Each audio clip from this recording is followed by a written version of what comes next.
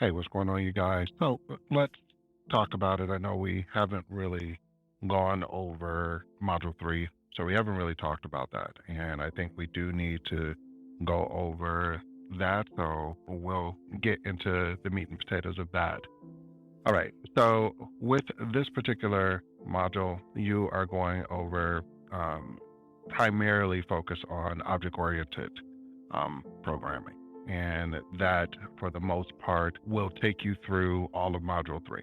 So we have quite a few things that we definitely need to work on for Module 3, and I'll tell you the things I believe are necessary to focus on.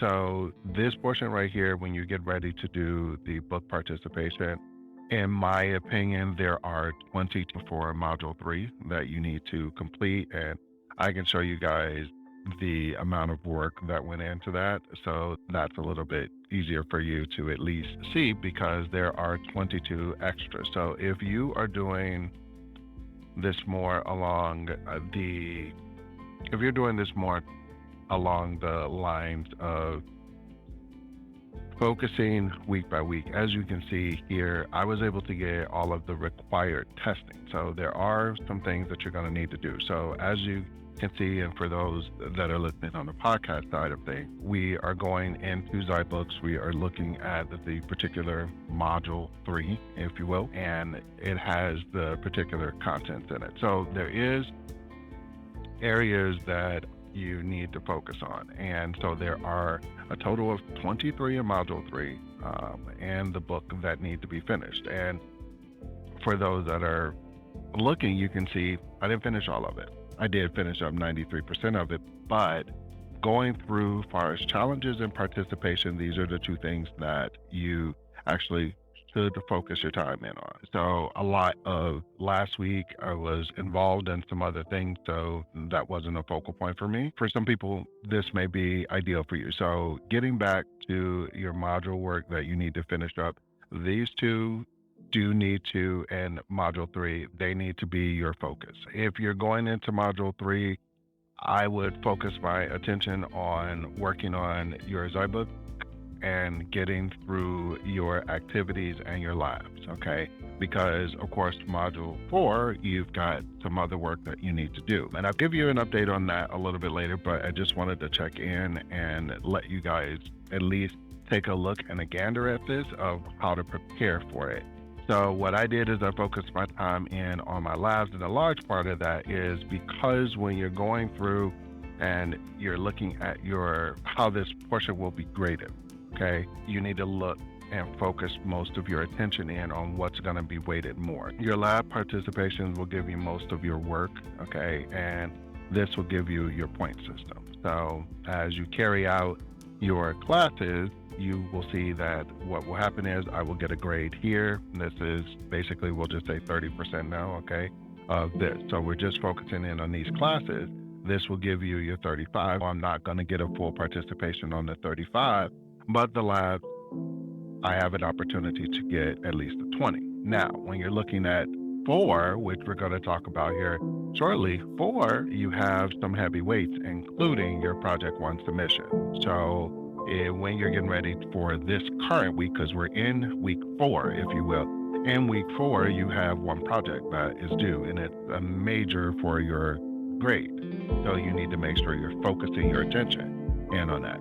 So that is where I am. As you can see, I'm holding an A, but the instructor, we have only made it, and he's graded up to week 2. The way this particular instructor goes through, and in this class, I am my instructor, Nathan Sellers. When he gets ready to grade, he just grades your classwork basically a week later. That's specific to my area, but not, you guys may not even have that. But Module 4, once you get into that, as we were going through, you do have lab activities. And like I told you, your biggest thing I would work on is this submission because of how much it is weighted in your grade. But that is about a 5-minute look at 3 and 4, week 3 and 4, since you didn't get a podcast or any type of video for week 3. I wanted to make sure that I caught up with that. Again, this is IT-145, and I am going to go ahead and let you guys go. I will talk to you next week. I do have an announcement that I have to make before that portion's finished for this week, for week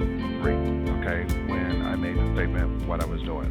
Week 3, I was actually job searching for week 3 and going into week 4. So I started at the beginning of this module, okay, so it took me now 4 weeks to find a job, but I am currently working. It wasn't that I wasn't working. I was trying to move into a different sector in my current role. So I am work in IT right now and technical support, and I'm moving from that, and I wanted to move into the implementation side of things. So as of Monday, February 7th, 2022, will start as an implementation specialist on the enterprise side for ZipRecruiter.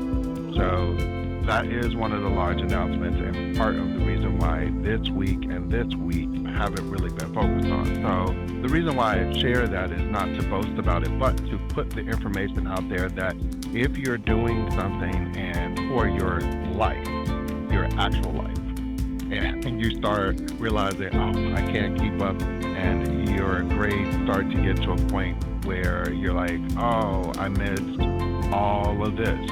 I will tell you from experience that just missing this one module will not crush you. Missing this module 4 and 5 and falling behind and all of that, that will crush your grade. But just missing this module, basically missing 1 week to do something, you can make up for that. Even a second week, it's much more of a challenge, but you can make it up. So I'm just telling you, don't get discouraged if life is happening to you and you're trying to balance this, the family, and in certain cases, looking for a job if necessary. Just stay encouraged. So I just wanted to share that with you guys. I hope you have an amazing day, and I'll talk to you later. Bye.